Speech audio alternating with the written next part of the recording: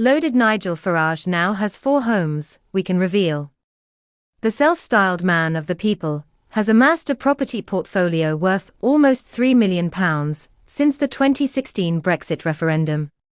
Our disclosures come after it was revealed that the Reform leader is earning around £700,000 a year outside Parliament through work, including his TV show on GB News, as well as his £1 family home, which he kept in the split from his second wife. Mr. Farage, 60, has bought 2 beachside homes on the Kent coast in recent years.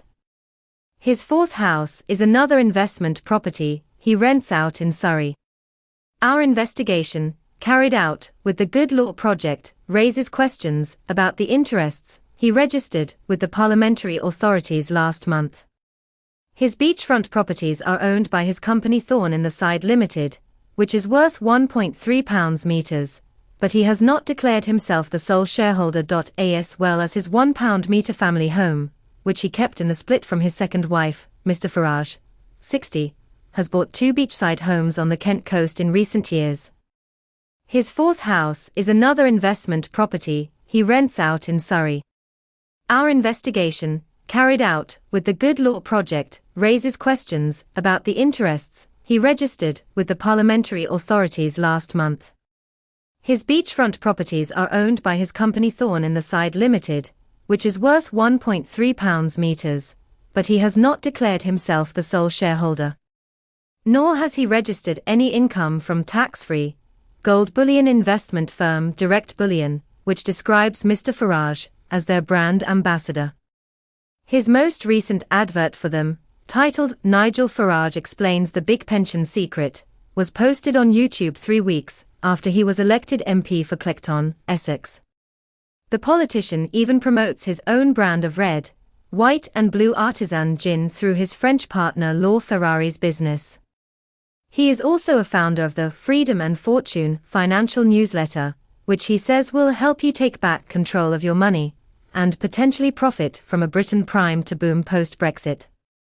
Mr. Farage pledged to use his 40 years of experience in finance and politics, along with his deep-rooted contacts, that provide me with intelligence and a unique perspective. Under House of Commons rules, he must declare any shares he owns which give him a stake of 15% or more in a company, or are worth over £70,000. His ownership of Thorn in the Side meets both criteria. But he only mentions that the company gets his TV earnings. The company owns 2 properties near Dungeness, Kent, which overlook a beach from which Farage has filmed clips about migrants arriving in small boats.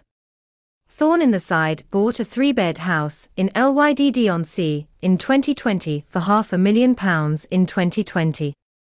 It is mortgage-free and understood to be rented out. Last year it bought a 3-bed property in nearby Great Stone for £575,000. Described by neighbours as derelict, it too is mortgage-free. Mr. Farage has applied to the local council to knock it down and replace it with a new 3-storey property.